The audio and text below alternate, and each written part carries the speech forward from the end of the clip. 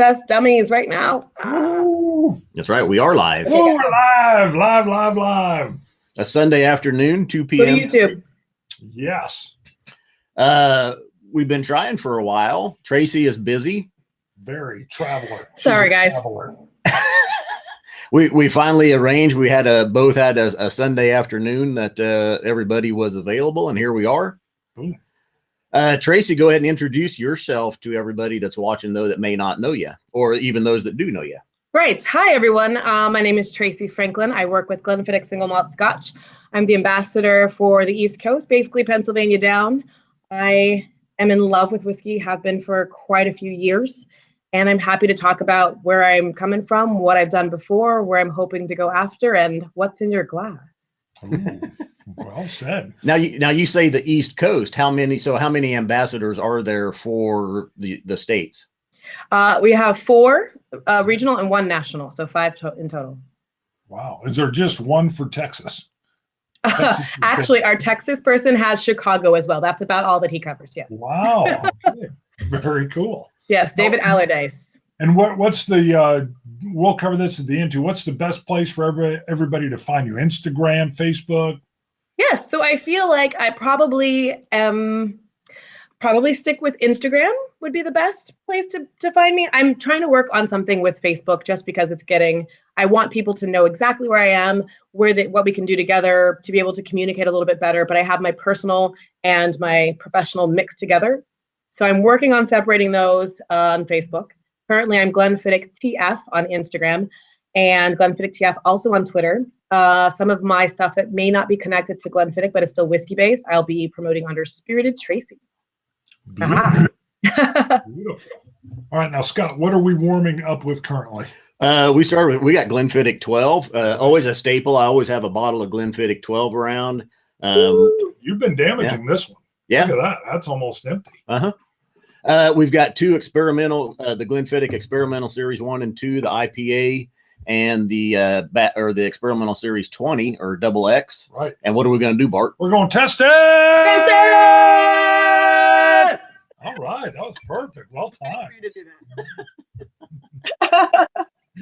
Now, for those watching too, and I told Tracy yesterday, we hooked up, did a little a test run to make sure everything was going to work.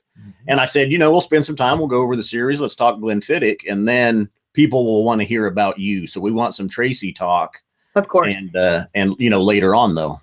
Tracy talk sounds wonderful. Yeah, I like it. Sounds like its own show. Yeah. Ooh, Tracy talk. Tracy talk. All right. Now, I did tell originally when I first got into Scotch, Johnny Walker Black is what did it. Right. I changed to Glenfiddich 12 for a while. I went to Glenlivet 12 for a long while. After a break from both, I'd gone back to Glenfiddich 12 and literally as your go-to, like your daily. Yeah. Right.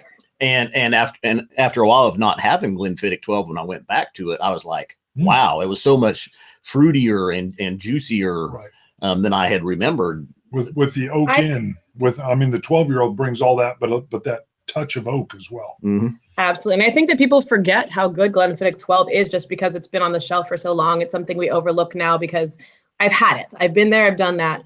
But we forget that it's a staple for a reason. It's been around for 130, well, it's been around since the 60s for a reason. Like, it's delicious whiskey. And the 12 since the 90s, it's yummy. Beautiful. I move my hands a lot. That is good. Yeah, talk with Yeah, keep doing that.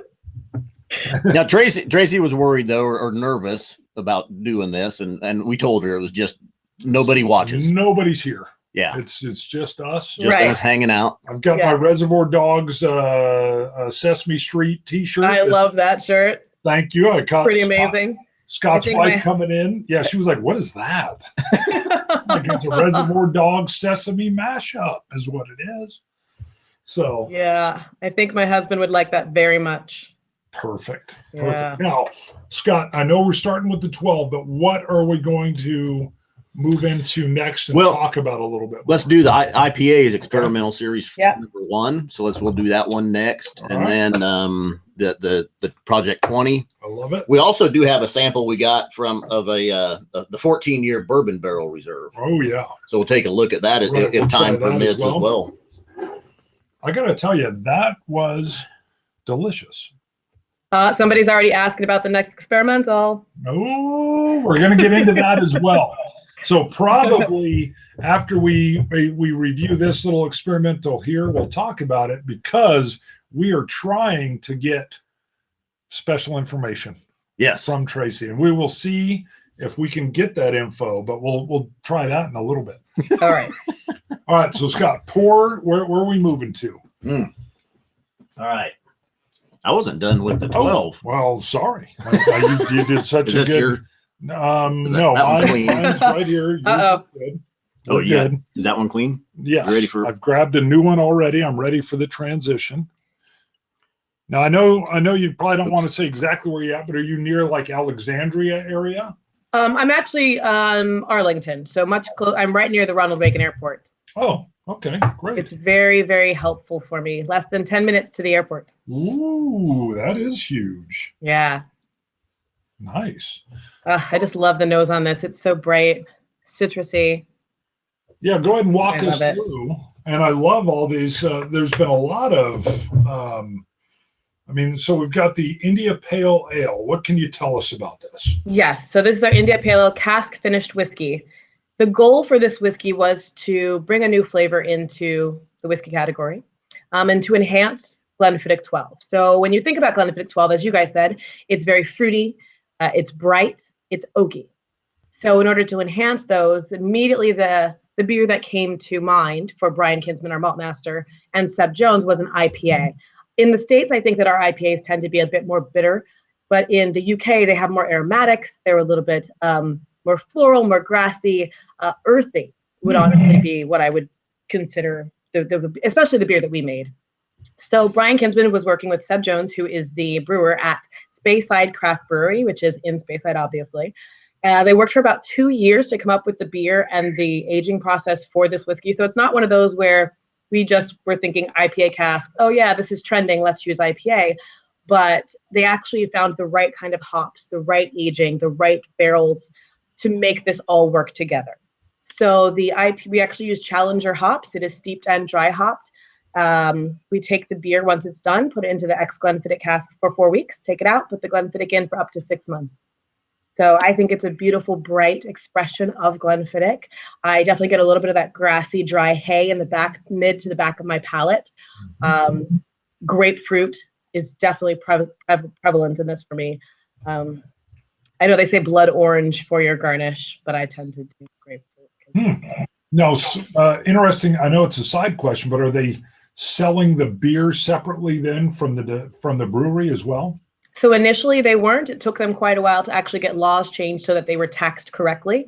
The way that the beer changed proof had caused it to become an intermediate spirit, and they were being taxed too high for them to make money. So initially we were just paying for them to season our casks. Now they actually do have the beer available at the distillery, and they are at the brewery, and they are looking to try to get distribution, because that could be a really great Boilermaker right there, you know? Yeah, brilliant. A couple questions that came in real quick, Tracy. Yes. And Travis was the one I think you saw. He was asking if we were going to get more information about the next special project. So that'll be coming up later. Simple Diversion will be on next week with us, but they pointed out our nice new coins that we have, our batch 3, cask 3 coins. Boom, $4.99. I am cask 3. And then Jesse Voisin is asking. Jesse's asking about the availability of the Winter Storm, which I have to admit we never saw here. I mean, where was it available at? So Winter Storm was a very limited, that was the first batch of it actually. The issue that happened was actually from production. We had one of our casks what we used to, the ceramic, so they're ceramic bottles. Okay. So it's a ceramic bottle. And what they actually used to make the bottle broke. So we were delayed in getting the bottles, which then they were delayed to put a spirit in. So we actually the first release was delayed by quite a few months. And there is another batch coming. It's going to some of the secondary markets, but basically went to all our major markets and was snatched up very, very quickly. I would start looking again around April, May, June. There should be another batch hitting markets, and it should be a little bit more diverse and a little more widespread than that first hit that came. However, it is still a limited edition, and if you don't get it, it's going to be gone. Cool. I was looking at, I was just looking, our ABV is 43% here, and I think it's a little bit higher on Project 20. It is 47%, no chill filtration on the Project 20. Yes. I knew I thought we were at a 47 with that. Which that was related to a question that came in from Colorless Blue Things, but he had asked about your thoughts on, most Glenfiddich releases. He says tend to be 43%. What's your thoughts on that? Do you like higher strengths? So I love whiskey, period. I love all whiskeys. We tend to be 40 to 43% for especially our core range. I think that it's because we are approachable. But also what I think we have to do is we should appreciate the fact that at 40%, it's still flavorful. It's still balanced, because when you do bring things down to proof, that's when often you'll see where those mistakes were made during the distillation process, during the blending process. And for us, I think you have a really great product at 40%, at 43%. So I pay homage to that and say thank you. However, sometimes it's nice to have something a little bit stronger. It's nice to have that big kick in the face. I completely understand that. And being a huge whiskey fan, sometimes it's what I crave. That's why for our Project 20 is a little higher. That was created by the ambassadors, and we had a bit more input on that. Not me personally, because I wasn't hired yet. Very, very close though. And so that's why it has that little bit higher proof. Also why it's non-chill filtered. So we wanted to make sure we left that mouth feel in there for everyone. Good. What are some of the tasting notes you're getting on this India Pale? This, okay. I immediately compared this, and you shouldn't, but we recently had the Jameson Caskmates IPA edition. We did.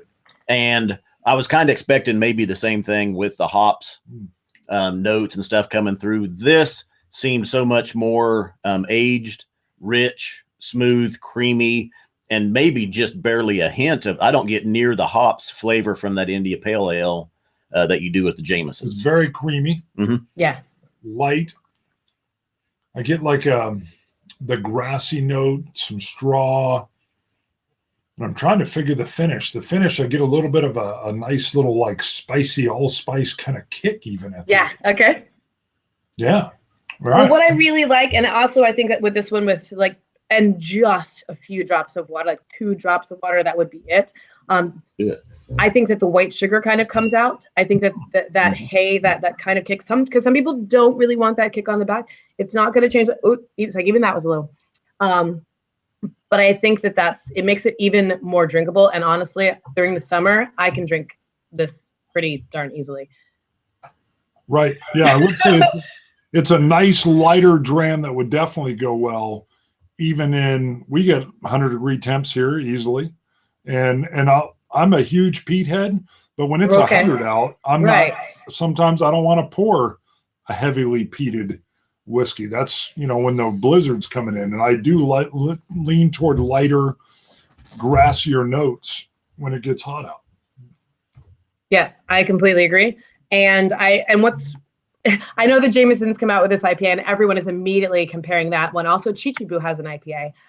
So I'd actually prefer to taste those two, to taste the Chichibu and see how that one is. I haven't had it yet. If anyone has, put some notes, please. Love to know. But we were the first single malt to do it. And I think that's kind of fun. Again, this whole experimental series is meant to be groundbreaking. It's meant to be a little innovative, meant to be a little cheeky, a little fun. We want to do some things that haven't been done and just not let whiskey be so serious. Yes. And I think that's part of the reason that they hired me. Anyone that knows me knows I'm a big dork. I laugh all the time. I tell horrible jokes, and I get really passionate and overly excitable about my whiskey. So I think that they saw in me someone that's going to relate in a different way. I'm not fancy. I have fine taste. I do like to drink good whiskey and eat good food, but I can't always afford it. So I think that Glenfiddich was very aware that you don't always need the person that's experienced everything. You need the person who loves it more than anyone else around them. Yeah. And I am that person. I think it's time for some Tracy talk. Then tell us one of those. Tell us one of those horrible jokes right now. Oh yeah, horrible joke. Oh no! And you can work on it if you want. We don't want to. Well, I don't know. You're putting her on the spot. Yes, on the spot. Horrible joke time with Tracy. Oh no! Wait, what? Okay, we can. We can wait. We can wait. Okay. What do I? So you just? I mean, Oh. Hold on. I'll come in. I have to tell jokes. That's what we're doing. Okay. You can think. Okay. So we first of all, we 110% agree with. I mean, one of our mantras is whiskey fun. I mean, the idea, because we've had coworkers come up and say, well, you know what? I don't know all the rules for drinking scotch. So they were nervous. I go, first of all, you drink it the way you want to drink it. Screw the rules. There are no rules. I agree. And so that's what we tell them, or whenever we do a tasting, the first thing we'll say is, hey, clearly you may not want to put a $100 scotch into Coke. Right. At least try it first before you put it into Coke. But that's the thing. So yeah. I would not necessarily tell someone that if they can't do that, I would say, let's try it first. Yes. So I actually worked, part of my path to this role has been through working at a whiskey bar that was in Tampa, Florida. I had a really great person who was really open with all of his knowledge, Dean Hurst, who was really pushed me in my whiskey knowledge and education. It was just like, you enjoy this, here's where I can help you. But one of the things that I would do when people came in was to teach them that they could drink it any way they wanted. But I always wanted them to taste it first, because you never know how you're changing it until you taste it first.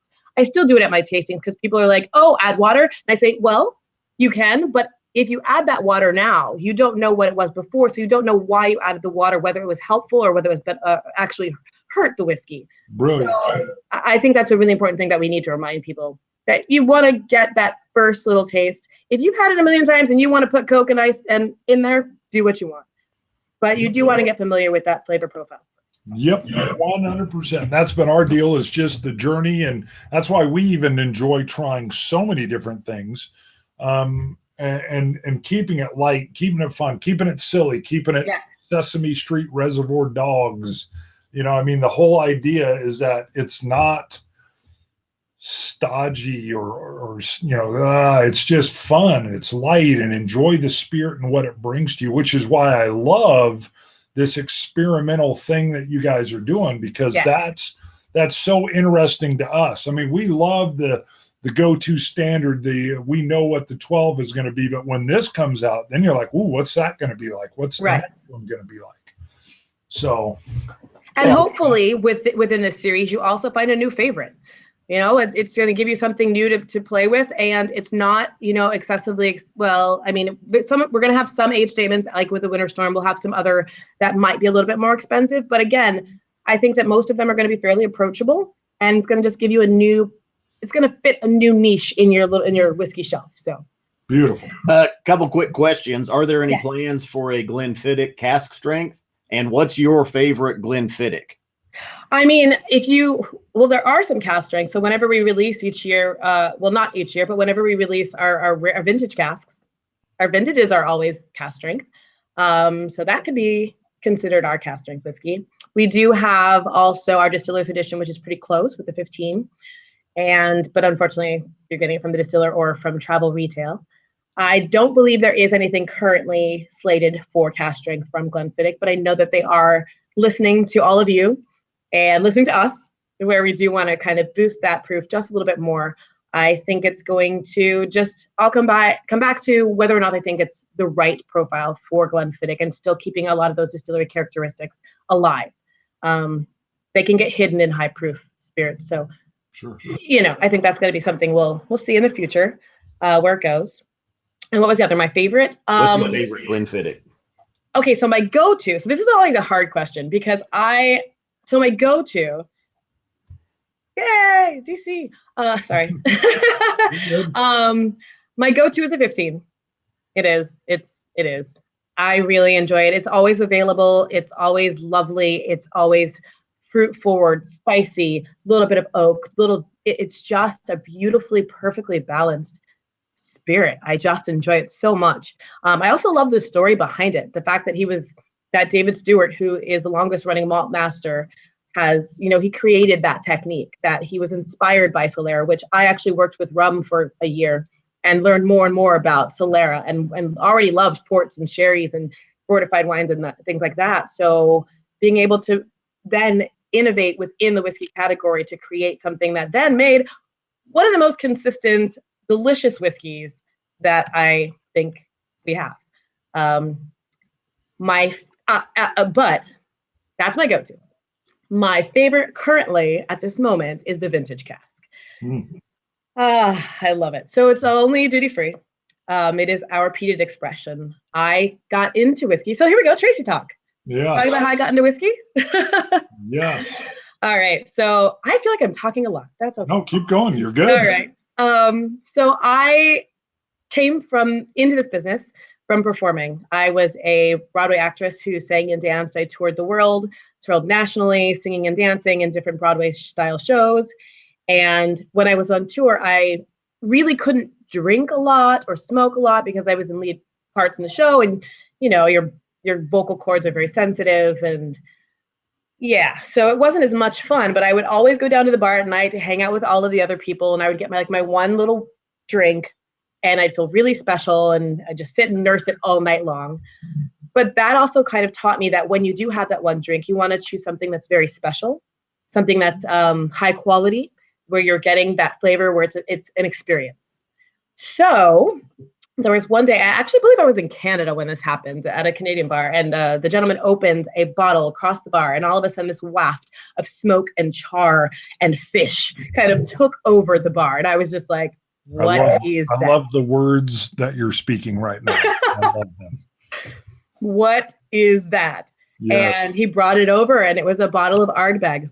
Oh, yes. So Ardbeg 10, he gave me a taste, and I was kind of sold right after that. It was an experience. And it was something I traveled the world. I'd been to Thailand and Singapore, Malaysia, China, Peru, wherever. I had been all over the world and tasted different things. But this was something I'd never experienced. It was in a glass of whiskey, and it was something I could nurse all night long and feel as if I was part of this culture. The guys would go out and smoke cigarettes and cigars and things, and at that time I couldn't. So this made me feel as if I was a part of it. And once I got back to New York, I just learned more and more and more about whiskey and about everything that surrounds it, the grains and the mash bills, and I couldn't stop. I just fell down the rabbit hole, but also realized that I was killing my palate by staying with the peated whiskeys for too long. So I actually stopped drinking peated whiskeys and started over again. And actually ended up having to go through ryes because bourbons were a little too sweet for me, but went through rye whiskey to kind of find my way back to single malt scotches. And really, it was funny because I love all whiskey, but I kept realizing when I would look at a bottle, especially during blind tastings, oh, this one I love. And it was always something with the malt. So I just realized that that's where my palate lies. That's what I love. So that's how I got into whiskey. So that is why the vintage cask, which is actually using the Highland peat. So it's a much more grassy, floral, again, earthy, but it's just a different, it's not as, you're not getting the sea, you're not getting those maritime notes the same way that you get more sweetness in the peat that you're getting from the Highlands. And it just works so wonderfully with those fruity notes that are already in Glenfiddich. It's done in one of our Solera vats as well. So if you have the opportunity to get it and send me a bottle, because I can't always find it duty free. No. You have me with peated. But I would definitely, I think that Glenfiddich as a peated expression is pretty incredible. And that vintage cask is right now the one I'm kind of freaking out about. And you're saying that's really travel retail? Yes. Yes. Goodness. I know, right? I know. That means it's going to be very difficult for me to find. Yeah, me too. I'll have to get it in June when I'm heading back over. That was in my notes. I was going to bring up. I was going to ask you about the Ardbeg, how you smelled it because Bart's peat head. Oh yeah. Yes, like but it did. I will never forget that day. I even in my head, I see the bar that it happened at. I mean, it created this permanent memory in my head. And I actually did work for them, for Ardbeg and Glenmo. I worked for them for almost 2 years. And so they've just are a really near and dear part of my life. I'm like, And they always will be. Again, I talk about this. We are not enemies especially within the Scotch whiskey industry. We are all friends. We all support each other. And everyone's trying to put out their best spirit. So I support everyone, but just hope that by knowing Glenfiddich, by tasting Glenfiddich, maybe you'll put it top of mind every now and then. That's all. Beautiful. Yeah. And tell them to make those peated whiskeys even more. I don't know how many we could do with that, but yeah, it's just like Balvenie. So Balvenie has their peat week that came out. So every year we do a run of peated whiskeys, or peated malt. And we've been doing that for quite a few years. And now they got to do something with it. The family's like, what is all this peated whiskey sitting around? So I like it. I'm going to Vintage Cask came about from that. A couple things. Mark's or Whiskey Whistle points, or he wants to know, how is Tracy not a Hollywood star? Yes. So vibrant and poignant. Poignant. Very good. Thank you. Yep. Loves the facial expressions in your voice. And he says, take Scott and Bart with you to Hollywood if you go. Happy to. The whiskey junkie wants to know what you keep in your liquor cabinet. Let's outside of Glenfiddich. Right, and that's the thing, and that's what I know everyone's going to want to know, what outside of Glenfiddich. Now, honestly, I don't get to drink a ton at home. I tend to drink wine. I tend to drink champagne. I tend to drink brandies. I love Armagnac. I tend to that's when I get to play and do things that are not within the whiskey world, because consider the fact that I was also a bartender in New York for quite a few years, and I love spirits, all spirits. So that's when I get to go, okay, let's taste some of these amazing other spirits that I haven't had.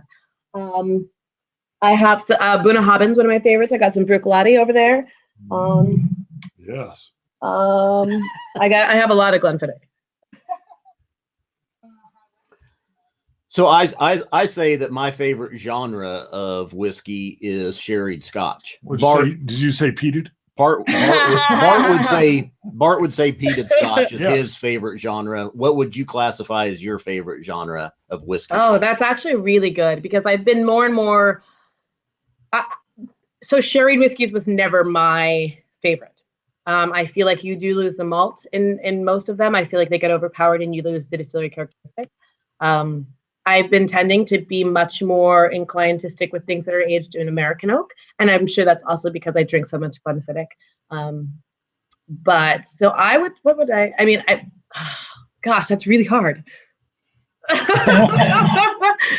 Okay, well, real quick. Easy. It's easy for you, right? But I can't. So for me, I also have to consider the fact that as much as I do love a peated whiskey, I'm not going to drink that all day, because I do have other things to taste. I have to consider how my palate's holding up. So I might finish my evening with a peated whiskey, and that experience is going to be just as good as when I started the day with something that was really wonderful and light from, Speyside or Highlands or something. Some of the more meaty, kind of oily things have been exciting for me, just because I think that's something that we don't get a lot. So Kleinlich was one of those that I really, really loved for that creamy oiliness. I thought that was really cool. And I'm trying to think, what else have we had? Oh, actually, recently, what I really enjoyed, which, speaking of the sherry, and probably not supposed to be talking about all this, but nobody's watching. It's just nobody's watching. Yeah. That's right. But no, honestly, this is one of the things with William Grant, with Glenfiddich. They're probably going to say, well, you should have talked about Glenfiddich more, but they're also going to say, we want you to be yourself. We want you to, they don't care. And they know that I love everything, that we drink everything. So I think it's great to just let everyone know. Sure. But we had this event on last Sunday. It was hosted by Scotch and Time. He did a fantastic job of pulling in some really, really great spirits, some really great ambassadors and representatives, as well as some of the best Instagram bloggers that are out there right now. And we got to bring out some tasty things. So we poured out the Winter Storm while we were there. And a lot of people hadn't tried it. So I don't think even I realized how limited that Winter Storm was. Because these were people that get everything. And some of them were like, oh, haven't tried that one. So that made me very happy. And we also poured the new release of the Glenfiddich 30. So the Glenfiddich 30 is back in market. And it's delicious and fruity and round and cocoa. And we poured that and it went over very well. But what stuck out for me was the single cask by Macallan. It's funny because today Rolex Whiskey, who's out of San Diego, just posted a picture, and it had just popped into my mind today just thinking about how beautiful that dram was. Again, though, it was balanced with that sherry. I didn't feel like it had, you still could taste the malt in there. Yeah, shout out Scotch and Tom. Sorry, so. Hey, well, real quick. Hold on, we had something pop up. Oh, what do we have? Wait, is it going? He's trying to get a cowbell.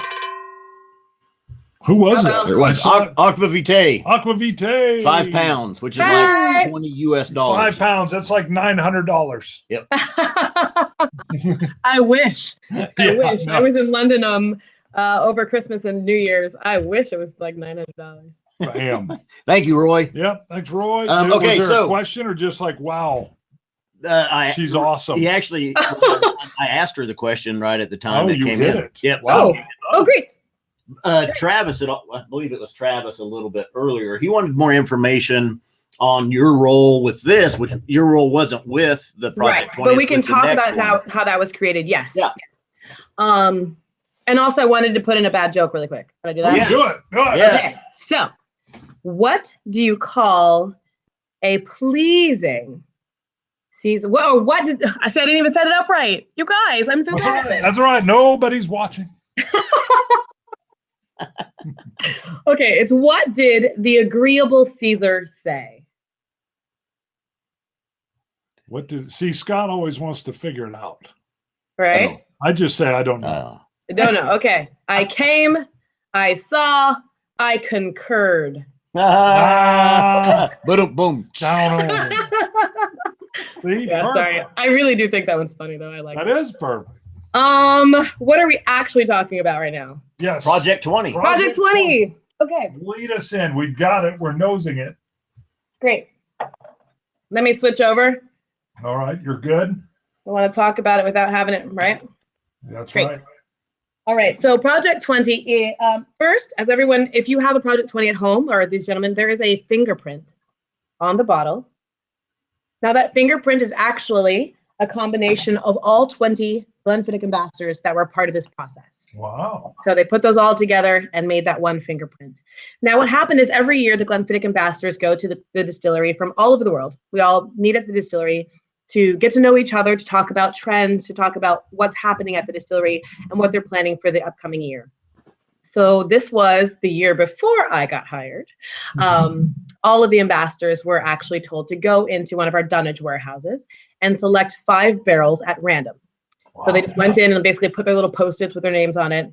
Those barrels then had samples pulled so each of them could taste their 5 barrels. Whichever one they selected as their favorite was then sent to Brian Kinsman, who then blended them together to create this flavor profile. So we now use that flavor profile to blend together to create more whiskey. So I don't want anyone to think that it's just that it's a limited edition. We now use that flavor profile that was created from 1 port pipe, 2 sherry butts, 16 ex-bourbon barrels, and 1 virgin American oak barrel. Wow. So we also, because it was kind of spearheaded by the ambassadors, that's also why it's 47%. They wanted just that little bit higher proof on it, and then no chill filtration. So it will get a little foggy, which I kind of enjoy because we don't get to do that with a lot of the Glenfiddichs, and this one's really wonderful. Right. Yeah. Yeah, I immediately got just a slight sherry influence on it, you know, a nice oak, a maltiness. On your taste or your nose? On taste. Okay. Taste, yeah. Okay. Sorry, I jumped ahead. You did. Yeah, we were nosing. What happened? Yeah, I know. I was like, wow, you're getting sherry on the nose. I get to looking at comments and watching everything else going on. I'm multitasking, and then I'm ADD. That makes sense. You do what you do. So I do see a question here, and I wanted to talk about. So he said, who picked the Virgin American barrel? So that's actually Jennifer Wren. And Jennifer Wren is a very, very near and dear person to my heart, as well as the West Coast Glenfiddich ambassador. But she and I actually started on our whiskey journey at a very similar time in New York City. So she and I were always at events together. We were working for similar brands, and we decided that we wanted to create a company that allowed access to whiskey for a broader part of the world, of the population.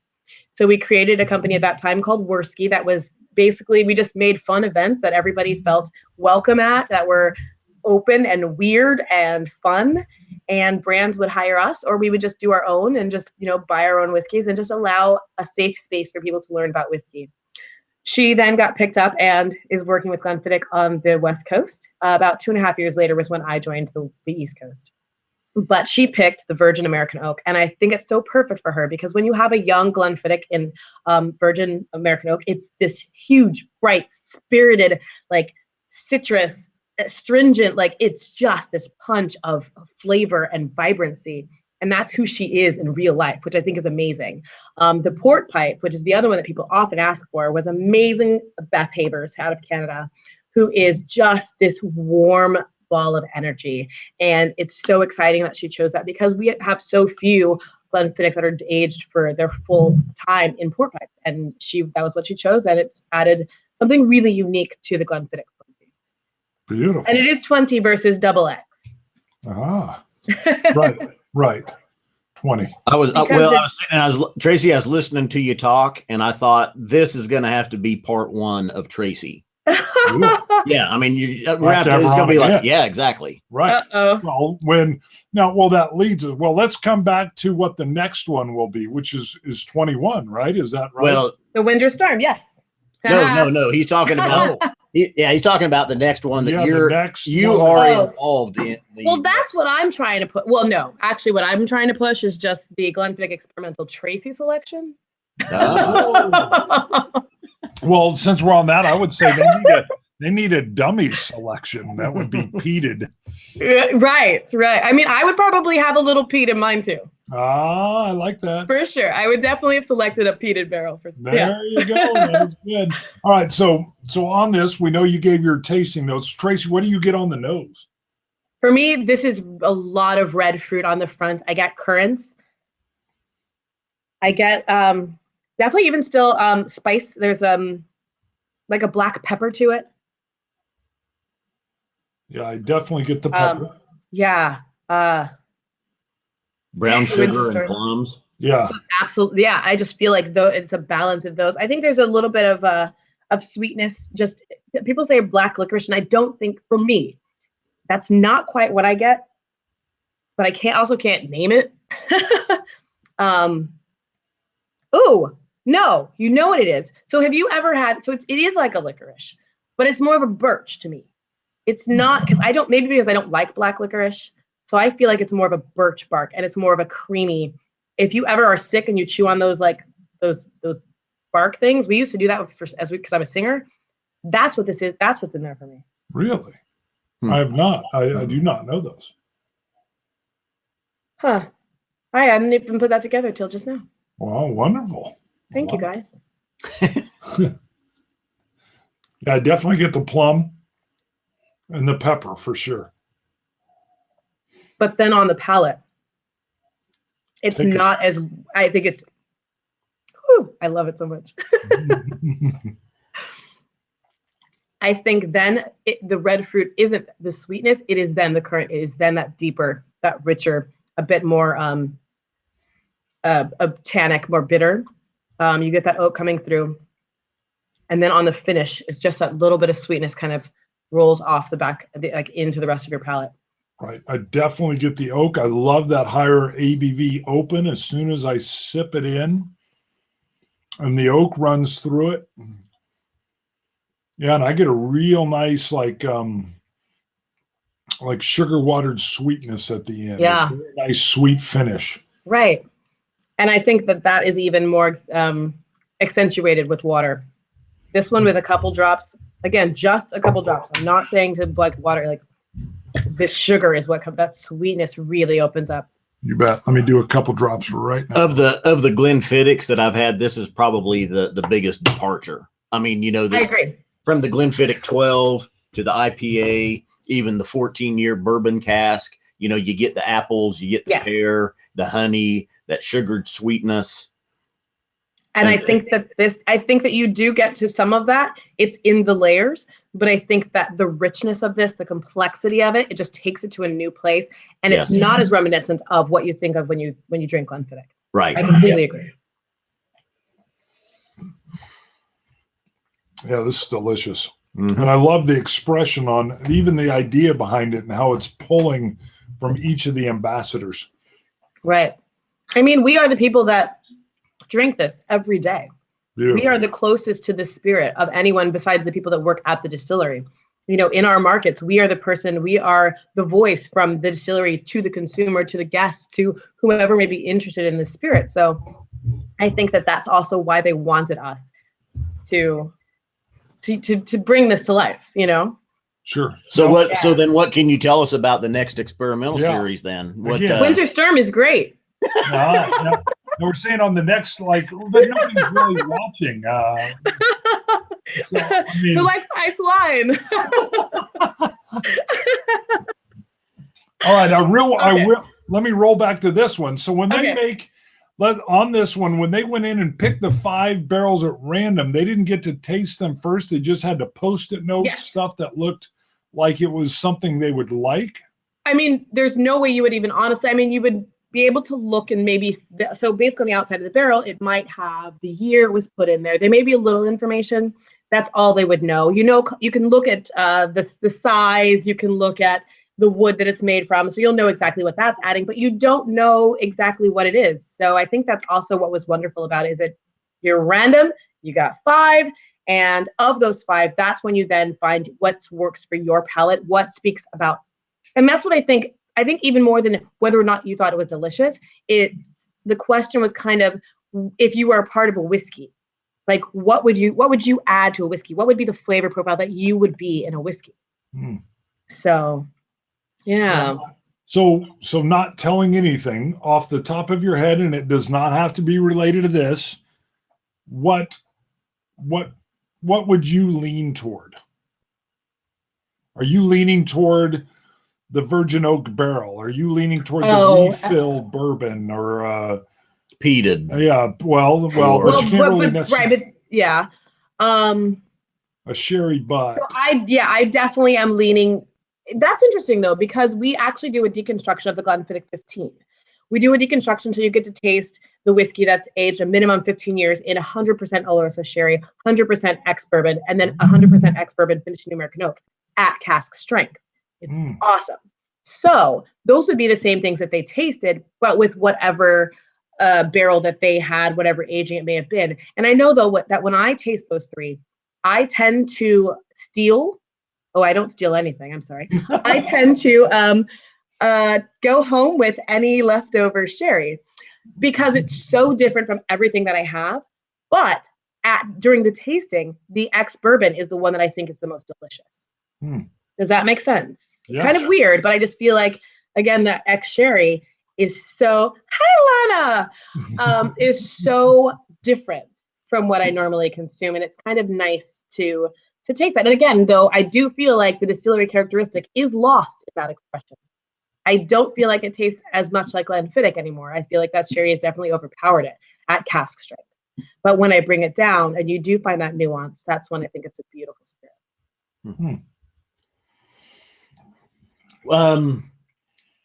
Is there going to be a Glenfiddich event in Chicago this year? So yes, I'm sure there would. So, but David Allardyce is your ambassador. He's amazing. And I might be there actually in a middle of March. My birthday is March 22nd. And I have an event up there that's Women in Whiskey on the 21st. So I will be around, and we're trying to get an event planned for the 20th, or maybe on my birthday, but I kind of want to keep my birthday for myself. But I will be in Chicago for a couple days around that time. So reach out to me, and maybe we can meet up for a dram and just have a good time, even if it's not an event. Cool. But if there is an event, I will let you know. From an ambassador's perspective, how many years have you been an ambassador? So I've been an ambassador for Glenfiddich for about a year and 2 months. Okay. Before that, I actually was a market manager. And then before that, I was an ambassador for Angel's Envy. And then before, on and on. So I've been in the whiskey industry, working as a representative, as an ambassador, as a whiskey associate, kind of working my way up to the point where now I am the vocal, I am the brand, Sure. If I do something mad and weird, then I'm representing the brand and I can get in trouble. Totally. So it's, I think it's important that I've kind of tried to work my way up. Sure. To this role. Yeah. As an ambassador, what has been either the most eye-opening or just the most thrilling experience? And it can be, I guess with any of the different folks you've been in, but have you had something where you're like, wow? So many. Okay, as a whiskey person, and honestly, I had it even before the Glenfiddich. I was chosen. I talked about this. I was a bartender in New York and also worked at a bar in Florida. And I was selected to be a part of Camp Run Amok. Camp Run Amok is basically a whiskey camp for adults. We go into Kentucky, we stay at a camp with bunk beds, but every day you get up, breakfast is sponsored by a brand, and you go to distilleries all day long, and you meet with the master distillers, you meet with everyone that is hands-on at every distillery. And you do that for 4 to 5 days. And that was really something that not only secured, but completely changed the way that I looked at whiskey in general. I had already loved it, but this gave me such an insight into the history, into the everyday creation of the whiskey, that I could no longer just go back to being a normal person. Like it just sent me into a beautiful place of respect and honor for the whiskey category. So that was something that I am so grateful for, to be a part of that camp. I also, however, was able to work with a lot of amazing people. And one of the best things that I have is actually just going to the distillery, going to Glenfiddich and working with everyone there. They are so open and so generous with their time, with their spirits, with their energy. I was the most annoying person you could possibly imagine. Like, I had a smile that was this big all day long. My heart was pounding. I was touching the still. They're like, don't touch the still, it's hot. Like, and I was just like, hot. Picking up trash on the floor, like the half, like broken bungs and anything that that brought me back to the distillery. I still have like a bag full of anthracite, which is the coal we use to malt the barley. I still have a thing of anthracite, like a bag of anthracite, just sitting in my cabinet for no reason other than I just stole it because it was a connection. Being able to go to the lab, to meet Kelsey, who's our hands-on, she's there every day blending, tasting. She's amazing. To meet Brian, who was just basically saying, I do what tastes good. I do this because I think it tastes good, because I think it will reach people, and really picking his brain a little bit. Sitting with David Stewart, who is this legend, who has created so many incredible things within this industry, and he just is so calm and humble, and it's incredible. And and I get to spend a lot of my time with Gemma Patterson. Gemma Patterson is the Bovanian ambassador for the East Coast, and she is the most wonderful, intelligent, articulate woman. I adore her, and that's probably my number one thing that I've gotten out of being with Glenfiddich so far, is becoming her friend. I was going to say, for those that are watching, as far as social media goes, Tracy, you're one of the most active, between Instagram and Twitter. Am I? I feel like I'm horrible at it. Well, I see you on Macallan ambassadors, Balvenie ambassadors. Yeah. There's a few distilleries, a few companies that really are wanting to be on the forefront, it seems, of the social media and really pushing it. And right. I think it helps get, the whiskey out there. Well, millennials in particular sometimes think it's like grandfather's dram. Right. Yeah. Absolutely. And yeah. I think that's something that we fight as a category, especially Scotch whiskey, because, you've got bourbon coming up, which they think is new. Right.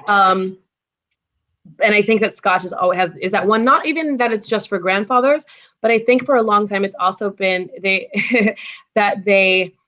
was something that was only meant for a certain price point, for people that had achieved a certain thing in life. They were only, there's only this certain group. And I am here to break that down. It's so untrue. And and I think one of the reasons people are just like, oh, women in whiskey, let's get over this. We're not getting over it because we're still discovering it. There's still so many women that haven't tried it because somebody's still telling them it's not for you. Sure. So I think that we're going to continue to have this awakening. And I understand why people were like, oh, I'm going to keep this whiskey over here, because now that we're tasting it, we're going to keep buying it. Yeah. Unfortunately or fortunately, I am definitely at the forefront of just opening the whiskey world, all types of whiskey, all of the brands, to everyone out there. I just want to be a catalyst for the growth. Well, there's been a lot of comments today about you and your personality, the information that you're bringing, how you're conveying it. Whiskey Watch just commented. He said, "Tracy, my daughter is watching you intently and loving every minute." Wow. Hi, I wish I knew her name. Yeah, what's Thanks her for name? watching. We got to find out. We got to get Yeah. Whiskey Watch, give us your daughter's Yeah. name, and Tracy will give her a little shout out there. Shout out. Yes, absolutely. Actually, colorless blue things. That's a great question. So a lot of people do that. They'll work at places where they used to love, and then they don't love the place anymore. And what's interesting is working in whiskey has not made it less enjoyable. It has made it a little more complicated in that I had a company where I could talk about and rate and do whatever I wanted with any whiskey at all. And to work for one brand, which I love this brand and they are extremely supportive. They are a wonderful brand to work for. Just made it weird for me because all of a sudden I worked for one brand and I hadn't really been the mouthpiece for a brand before. So being in a position where I was now like, it was a little more restricted, was just a little weird. But what it has allowed me was the ability to go really deep into this brand, which is so wonderful because I don't know that I was able to really do that before. I knew a lot about a lot of brands, but now I get to reach right out to Brian Kinsman and say, hey, got this question. I get to know every single turn and twist of this one brand. And of course, never lose the excitement of all the other brands around me and still exploring those. But I've been given access to something that not everybody gets. And this access is pretty incredible within Glenfiddich. We have a lot of family, since it's still family owned, 5th generation, we have so many records of what was happening back in 1887 when they were building the distillery, how they paid, who was working for them, what kind of aging they did. In 1899, when they almost closed because the Pattison brothers filed for bankruptcy, how they survived. I just get so much information and it just ignites a different part of who I am. So no, it hasn't at all changed my love for whiskey. I think it's ignited it in a new way. Beautiful. Now, with your singing background, have you ever had a whiskey that's made you break out in song? Well, this is something that I've actually been talking about recently. People are like, wait, you sing?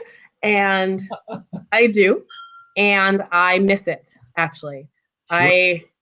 I left an off-Broadway show to move to Tampa to work at a bar. I wasn't necessarily ready to leave. I just was the right decision at that time with my husband and what we were doing. But this has led me, that leaving performing has led me to this position, which is a dream. Sure. I mean, this is a dream job. So we heard a joke. Do we get to hear a tune? Yeah. We might. Okay. All right, we'll let you work on that. Yes. Yeah. Now, real quick, also, I know you've your husband has come up a couple of times. Is he in the whiskey business or does he drink whiskey? He loves rum. Rum. Okay. Yes.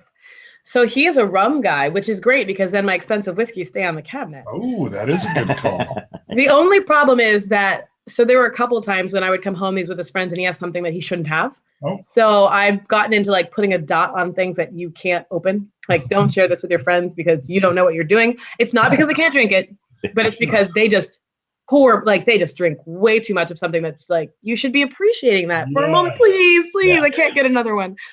So that's kind of the funniest. We've had those parties or those get-togethers, and it's like, okay, these whiskeys over here, don't touch them unless you need some instruction with these whiskeys. If you want to mix or blend or do shots, those whiskeys are over there. Right. Shakes Pennington, our acoustic guitarist, really tore through my Elijah Craig bottle of Wow. Which was fine. He did great, but he was like, hand me that bottle again. I'm like, hold on, let me get you a bottle of X. Right. You can drink that one. And then it snuck up on him. He was like, this is powerful. I'm like, yes, it is. Tracy brought up also maybe she'd start her own YouTube channel. And she should. We have if any of our episodes, cousin Shane comes on. He's our singer. Yes. Right. He sings some songs real good. We've got our guitarist now. Sure. We need to get them together though at the same time. That would be good. But Tracy, you come on talking about Scotch and singing and telling jokes, you'll be an instant hit. Oh, you'll like quadruple our numbers in a month. Okay, so here's another bad joke. Ready?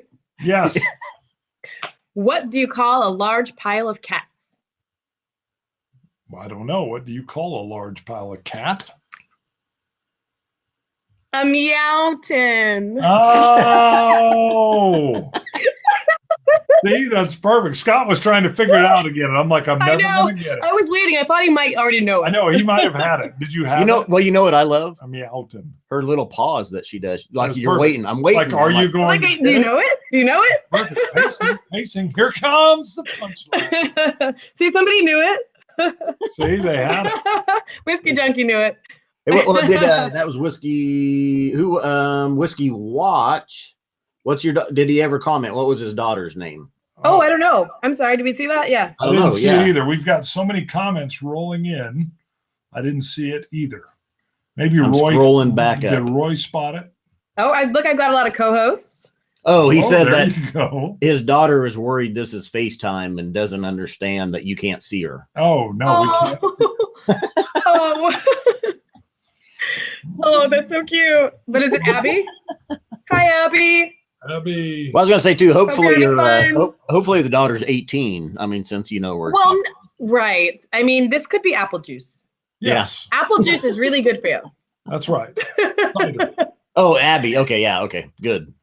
All right. Now, I have poured a little bit of Glenfiddich 14-year, 43% bourbon barrel reserve. So this was one that you guys told me you hadn't had, and I was just very surprised. Just that it's been around for a little bit now. And I feel like it may be something that fits both of your palates. I know it's not sherry and it's not peated, but I think there may be something in there for both of you. I love this. Can I preface that though? I love this. Why I haven't bought this? Right. We had the 19-year travel. Exactly. Yes. And I didn't want to be disappointed. I knew this would not live up to the 19-year. Well, no, it's different. Of course, it's different price point as well. But I was like, we've had the 19-year, which Right. was beautiful. It was delicious. And here's a 14-year bourbon cask. And I was like, oh, wow, that's not going to be the same as the 19. I completely understand that. That Age of Discovery is fantastic. It is fantastic, as is Cask of Dreams, which is also this similar process. And what's interesting, I want people to also know that this wasn't created just for this bottling. So we were already making ex-bourbon finished in New American Oak 1997 when we actually put it into the vats for the Glenfiddich 15. So at least 15 years, we were doing it back then. I love it. But figured out that this flavor profile just works well for the American palate. So released it first here. I think they're going to actually be doing a larger release of it. But right now it's only available in the US. I really like this. Yeah, so 14 years in ex-bourbon barrels, then finished in New American Oak barrels that are custom made at Kelvin Cooperage. They are charring for a minimum 20 minutes, then toasting for a minimum 20 minutes, then charring to a 3.5. Really? Real quick. We had a super chat. What shows? I was in Color Purple, Hairspray, Ragtime. What else? Oh, Yep, I missed here we it. go. It's gone. What? I missed the other part. Ragtime. Our Christmases extra special for Glenfiddich ambassadors. Yes, because the first bit of spirit flowed from the William Grant, by William Grant at the Glenfiddich Stills on Christmas Day, 1887. So we do honor Christmas Day as also the anniversary of Glenfiddich. It's the first time we had spirit that was done there, that was created. Wow. So pretty amazing. As if Christmas isn't special enough as it is. But Now, when you travel to the distillery, we've talked to some ambassadors that there's but there's housing at small cottages even on site. Is that how it is for you when you travel there? Well, it depends on how many of us are coming into town, whether it's just you going in. So I went in with just a couple people and we got to stay on site at a most amazing, I'm not even going to talk about, housing. Yes. But then the second time I came, all the ambassadors were there. So I stayed a little bit longer and actually did an Airbnb that wasn't far down the street at a really wonderful little house. They were super helpful. But there's there's quite a bit of housing on site as well for our special guests that are coming through. Yes. Real quick, that shout out, that cowbell was for Amy who did a super. Amy!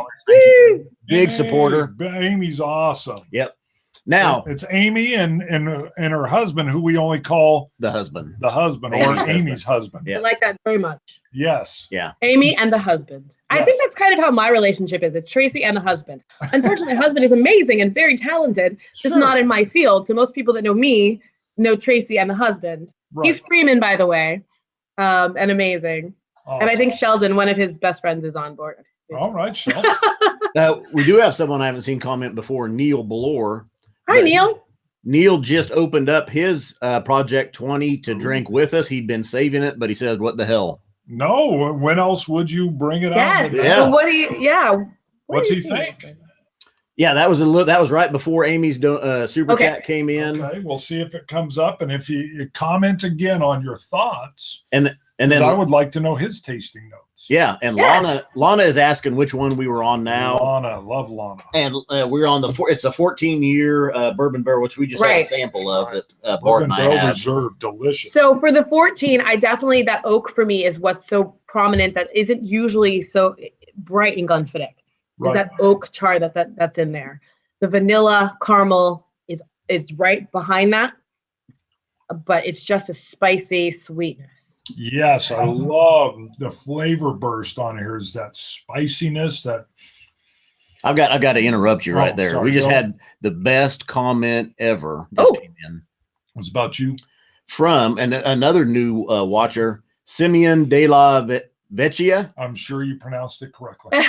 Easily the best channel. He says, why does this channel have such low subscribers compared to other whiskey channels? This is easily the best whiskey channel out there. Well, I'm glad you mentioned that. That's Simeon. That's why you are a new favorite. Scott believes it's completely my fault. It's the hat and the Sesame Street. That is true. Yes, yes. Bart, what are you doing? What are you doing? I'll take the blame there. I'm the Pete head. Yes.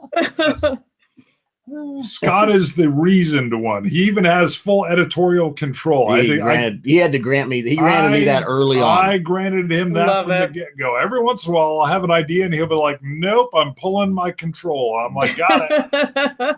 He'll be like, he said early on. He goes, "I'm going to warn you. I'll try to do stuff that's outrageous, out of control. You'll have to keep it. You shut it down in there." Right. Yeah. That's so funny. Yep, I love you guys. It makes it because I'll be like, got a hell of an idea, and he'll be like, listen, but intently, and then go, not yet. Well, we briefly touched on it earlier, Tracy, and you had said, you're kind of your goal was to make whiskey fun again, right? And when Bart and we've been doing YouTube reviews a little over 4 years now, but when we first got started, that's what we wanted to do, is bring a little bit of fun to whiskey, whimsy. We call it whiskey whimsy. So I've been on that path. I've been working on that for about 5 years before this, that was what I wanted to do, was really just expand the world of whiskey and make it accessible to everybody. And I think that I've just been now given a little bit more access. I got a bigger budget to do that. Whereas before it was whatever money I had. Now I actually have a brand that's behind me that wants these things to happen. And part of that's because we're still family owned. So we actually have one of the great-great-grand, nieces of William Grant in the US now. So Kirsten is here just watching how we control the Glenfiddich world here in the United States. But she's also just a really cool person who nobody would imagine that she's part of the family of Glenfiddich, because you still think Glenfiddich and stodgy, and she's not. She's super cool and always laughing, smokes cigars with me, and I do like cigars. And so I think that we are in every way possible breaking down the barriers to whiskey, and I'm happy to be a part of it. I think the family's behind it. The distillery just wants you to drink it. Well, if we're ever in the same room together, you and Bart can drink Pete, right?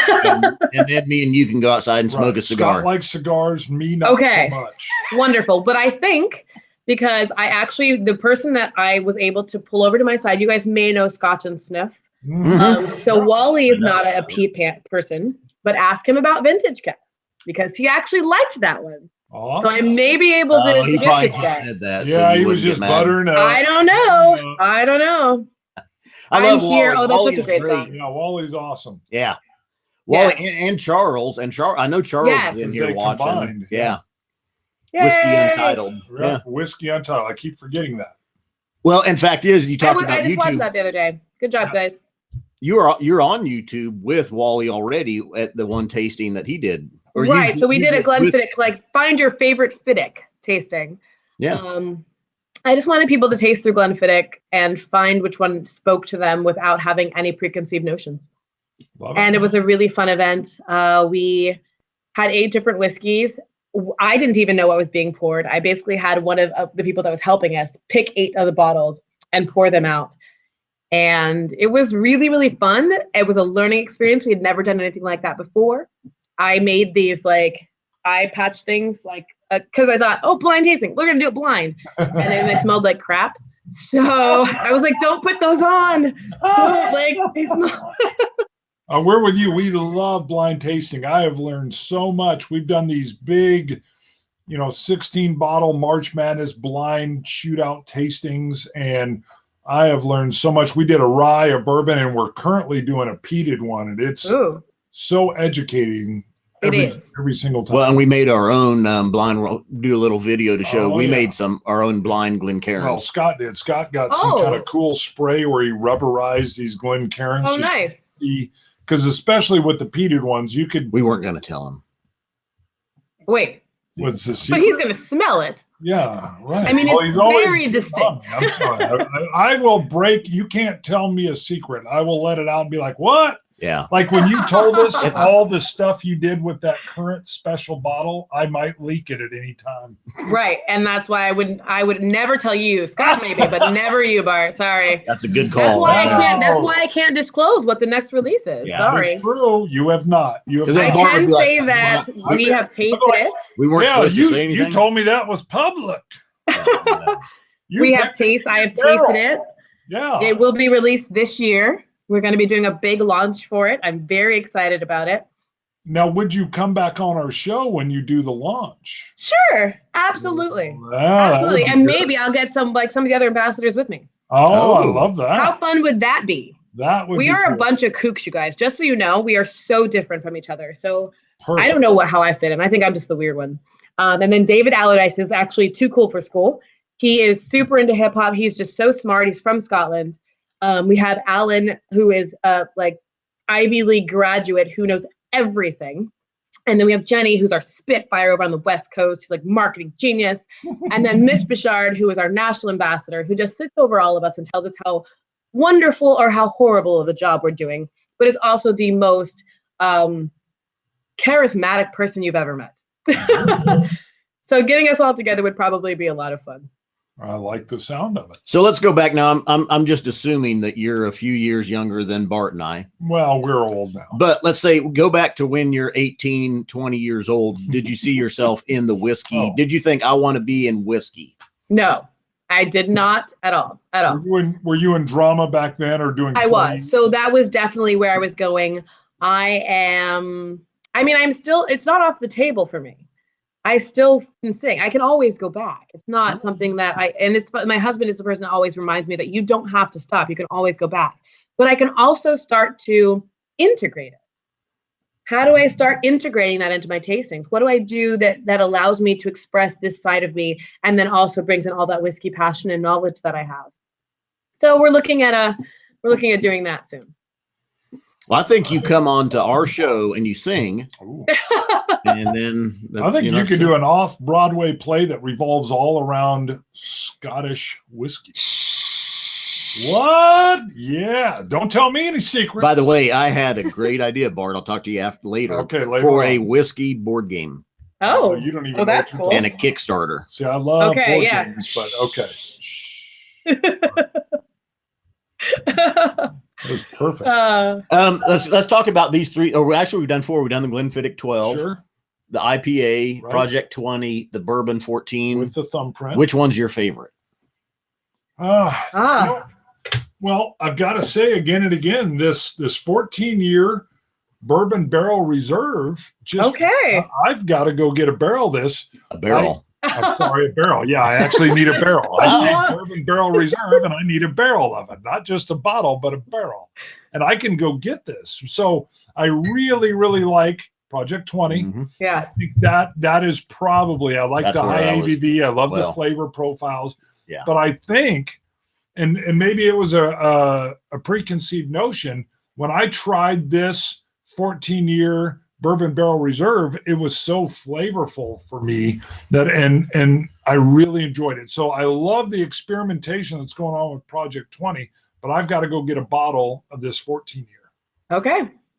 So well, and just in our area, the 14-year is I want to say a $45 to $50 bottle. Both of these are about $80 for both of these. Right. Both, I mean, it's all real reasonable. The project 20 floored me. I was really I love impressed. the experimentation. This is, when I see this with any distillery, I love it because it feels like it's stretching and experimenting, trying something new, something different. You can tell the distillery doesn't feel like, oh, we're confined. It's like, hey, we're going to try something totally new and different and just step out a little bit. Well, something also kind of interesting is they actually wanted for the Project 20 to be their first release and just couldn't get the timing right. Okay. That was actually the one that they wanted to be the first experimental because, again, it was to the people that were closest to the whiskey. But they weren't able to get that timing. Yeah, it tells such a great story. The idea that it's such a, the teamwork that's there and the blind selecting of the different casts and then the tasting. I love that whole story that's behind it. Well, it's the opposite of what you would normally do. You know, Brian normally has an idea of what he wants to create. He knows exactly in his head, because he's tasting them all the time, which barrels he's going to go to first. He knows everything and is just putting it together. So this way, he's basically going in blind. They're saying, here are barrels, and you have to make them work. I like That's that. it. So I thought that was a really fun way to kind of rethink the way they were creating, the way they were innovating in whiskey. Yep. And that's what Glenfiddich's trying to do. We're just trying to have some fun. Now back at you, same question to you. Well, the Project 20 for me, but I'll tell you, I was really surprised by the IPA as well. Much richer and creamier, sweeter than I thought it would be. The IPA not playing as much of a role in it as it does the Jamesons, for anybody that's had the Jamesons. Well, the Jamesons, I got more of the hops. Yeah. It was the flowery hops that was in there. And admittedly, I kind of prejudged with the IPA label because I'm not a big IPA, or at least the United States IPA beer. I don't like the hops. I don't like the bitterness. Okay. And so I was a little skeptical, a little scary with the IPA to begin with. But it's totally different than what I was expecting. Well, I think that's exactly what that is what I hear all the time. It is not what I was expecting. And I think that's wonderful. It is also something that I haven't had before. There's nothing else that tastes like this. And that, honestly, when I first tasted it, I couldn't say I liked it. I was just like, this is weird. I've never tasted anything like this. I don't know what to do with it. And as I kept going through that same glass, I was like, I actually really like that this has been created, that we've created a flavor profile that didn't exist. And I like this. Beautiful. Yeah. I'm going to combine 3 different comments here, but Travis had just commented we needed a Cousin Shane and Tracy duet. Oh, right. Okay. Eric Waite asked, what genre or style of music does Tracy sing? Okay. And then Amy had called for or had a request of I'm Here. Oh. So I'm Here is a fantastic song from Color Purple. And that is also a very long song. Do we get a verse? Maybe just. That's what I was trying to figure out. Like, is there a cut that could work? Well, it's not very nice though. Okay, here's a little. Okay. Oh, we could do Summertime. Yeah. Can I do Summertime instead? Is that okay? You can do whatever. That's easier. Yeah. That's right. Same as however you want to. However you drink your whiskey. Well, maybe this could be one of the things for you guys that people have to put in a request and a money thingy. Oh. Money thinking. $2. $2. Well, I love I'm Here, but I think that it might not be the right one. I might do a little clip of that, just the intro maybe. But Summertime, super, yeah. Summertime, and the living is easy. Fish are jumping, and the cotton is high. Ooh, your daddy's rich, and your mama's good looking. So hush, Little baby, don't you cry. Holy crap. Cousin, I'm telling you, Cousin Shane is fired. Yeah, he ain't Cousin Jane plays in like yeah, I know. Look at Eric. I know, and Eric Waite, bam. Wow. Thank you. Holy. Those were dulcet beautiful tones. Thank you, guys. Dulcet That tones. was awesome. It really was. Yeah, that was. Yeah, I got a little. I was not expecting that. There. Yeah, Cousin Shane plays in like a cigarette bar, is what the difference is. That was phenomenal. Thanks, guys. Wow. I love it. Now you understand. I miss that. That was yeah. great. Oh God, you go on reviewing whiskey and telling jokes and singing like that. Yeah, you tell a joke and break that out. Boom. All right. We'll be like, yeah, one day. You remember when we had Tracy on? Oh yeah, Tracy will be famous. Is famous. Wow. Very, very nice. Yeah, thanks. Well, hey, let's close out on that. I don't know if there's I don't anything think we can do better than that. No.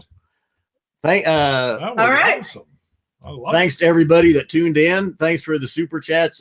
Roy came back with another one. V Rich is in. Eric. Wow. I don't even know if we should even do the jingle jangle. Okay, we're doing the jingle jangle. Yeah, jingle jangle. That's what we should call it. Jingle jangle. I think we better do it a couple times. Jingle on that. jangle. There's more. Holy, well. Look at this. People love your singing. Oh, thank you so much, guys. Nice. Yay. How about we get one? I'll try to do more for you. Yeah, can we get one more verse? One more verse of that, and then we'll close it out. And then you stay on the channel, and we'll chat. All right. One of these mornings, you're gonna rise up singing, and you'll spread your wings and take to the sky. And on that morning, there's nothing can harm you. Daddy and Mammy standing by. Wow. Hey guys. We're going off. See you guys later. Scotch it, you Scotch gods. Go Glenfiddich. Solange. Yeah, go Glenfiddich. Dummies. Thanks, Wow. guys. This was Awesome. great. Stay on the line, Tracy. Stay on the line.